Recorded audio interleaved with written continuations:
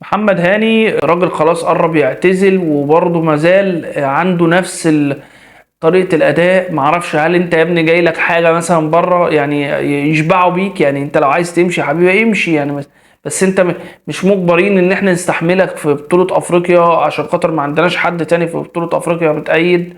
مش مجبرين إن احنا نستحملك أنت يعني. ما بتقدمش أي حاجة ولا بتدي حتى 1% رفاهية كده إن احنا نقول إيه، لا هاني ممكن يقعد. وأنا مش جايبك عشان كأس عالم، مش جايبك عشان كأس الجناح الشمال بتاع فريق ميدياما، الفريق متواضع، عمل حفلة ترقصات وعرضيات وعدى كذا مرة من محمد هاني. هنا بداية الحالات دعانا في الدقيقة الأولى. محمد هاني الكرة بتتلعب من وراه، اللاعب بيكمل وبيروح، محمد هاني مش موجود برضه. كرة تانية بتتلعب من ورا محمد هاني من نص الملعب، استلمها المهاجم، رقص محمد هاني ودخل وراح شايط في الضيقة، الكرة دي خبطت في الشبكة من بره. كرة تانية محمد هاني برضو بيترقص وبيعدي منه المهاجم وبيلعب الكرة بالعرض وبيطلعها الدفاع. كرة كمان، يعني احنا بنتكلم في الماتش كله، مش بكلمك على لقطتين ثلاثة اللعيب لسه ما دخلش في المود.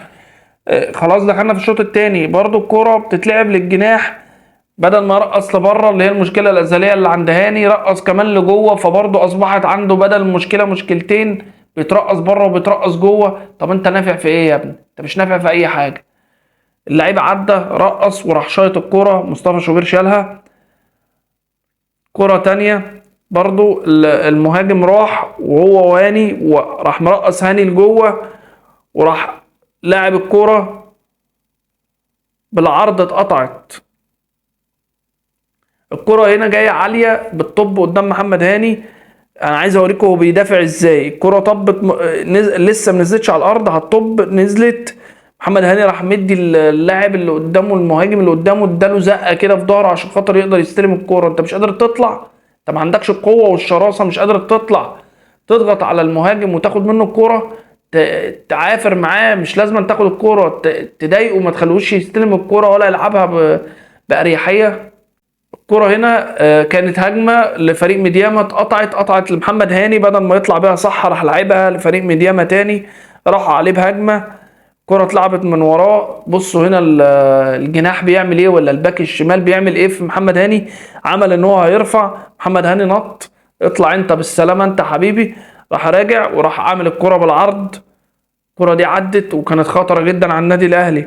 لما في ناس بتتكلم وتقول لك محمد هاني معهوش مساندة، معهوش حد بيرجع، في 3 من لعيبة النادي الاهلي بيساندوا محمد هاني، ومحمد هاني واقف يتفرج على الكورة.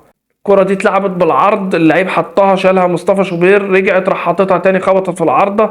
ده محمد هاني اللي معاه مساندة، اللي ما بيقدمش حاجة حتى وهو معاه مساندة او معهوش. ده محمد هاني باك اليمين الاساسي للنادي الاهلي.